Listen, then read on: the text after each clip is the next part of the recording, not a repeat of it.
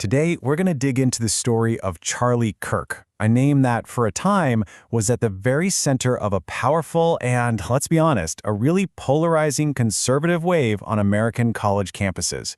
We're going to look at how one young activist went from his parents' garage to completely changing the political game in higher education. So let's dive in. All right, so here's how we're going to break it all down. First, we'll look at how his voice even emerged on campus. Then, we'll get into the specifics, the playbook he used to build this thing. After that, we'll explore the ideological battlegrounds that popped up everywhere. And finally, we'll take a look at the legacy he left behind. So, how did this all even start? Let's rewind the clock and go right back to the beginning, the origins of this movement, and the guy who kicked it all off. You know, like a lot of big ideas, this one had some pretty humble beginnings. We're talking 2012. An 18-year-old Charlie Kirk had just been rejected from West Point, so he decided to go a completely different route and founded an organization right out of his parents' garage in Illinois. And that organization was Turning Point USA, or TPUSA for short. Its mission was super clear: find, train, and organize students to push for conservative ideas. The whole point was to give a voice and a platform to young conservatives who, as Kirk saw it, often felt like they were being drowned out in what they felt were super liberal college environments. Okay, so you've got this idea, born in a garage. How in the world does that become a national force? Well, that brings us right to our second section, the TPUSA playbook.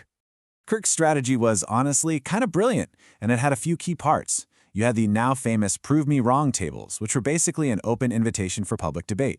They drew huge crowds and created all this viral content. Then you pair that with these huge, high-energy speaking tours, training for student activists, and a massive push on social media and podcasts that reached millions. And the results of this playbook? Well, they really speak for themselves. This grassroots approach led to more than 2,000 student-led conservative groups being set up across the country. That's a huge, organized network. And this wasn't just about getting people to show up and listen. No, these events were built for direct political action. I mean, look at this quote. We're talking about turning people in the crowd into registered voters right then and there. But the playbook also had its more, let's say, controversial tactics. TPUSA created something called the Professor Watch List. It was a public list of educators they accused of pushing leftist propaganda. As you can imagine, this thing just ignited these furious debates all over the country about academic freedom and what's okay to say in a classroom. So, with that kind of explosive growth and these pretty provocative tactics, friction was, well, it was inevitable. And that brings us to our third section, the ideological battlegrounds that started popping up everywhere. I mean, by 2026, the campus presence was just undeniable. You're talking over 900 active college chapters. For a lot of the members, this network was a lifeline. It gave them a real sense of community, especially for those conservative students who said they felt totally isolated. But that expansion often brought a ton of conflict with it. Kirk's events were constantly met with protests, people shouting him down, student walkouts. Campuses basically became these supercharged arenas where the fight over free speech and acceptable ideas was playing out for everyone to see. And this really gets to the heart of how people saw Charlie Kirk. It was like night and day. His critics would say he was deliberately using provocative and divisive language to just stir the pot. But his supporters, they saw him as this incredibly courageous voice, someone who was willing to stand up and challenge what they called woke orthodoxy, which was their term for progressive ideas they felt were dominating campus life and shutting down any kind of debate. All of this rising tension was building towards something. And then on September 10th, 2025, during a public debate at Utah Valley University, a truly tragic event happened. Charlie Kirk was assassinated. His death was a dramatic, shocking turning point that sent ripples through every single community he had touched. So what happens after a tragedy like that? What does the movement he built even look like without him? In our final section, we're going to explore the enduring legacy of his life and work, those echoes that are still felt on campus and in politics today. The immediate aftermath was, well, it was explosive. In just the 2 weeks after his death, get this, TPUSA got over 17,000 inquiries from students wanting to start new chapters.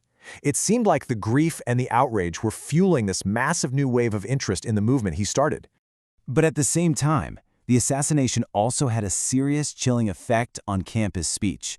A poll from FIRE, that's the Foundation for Individual Rights and Expression, found that 45% of students felt less comfortable sharing their opinions in class after what happened. That points to a real rise in self-censorship. And you really can't talk about his legacy without understanding just how deeply he resonated with his target audience. A study by the Barna Group showed that 40% of Gen Zs said they followed Kirk's work closely before he died. That is a huge connection with a younger generation.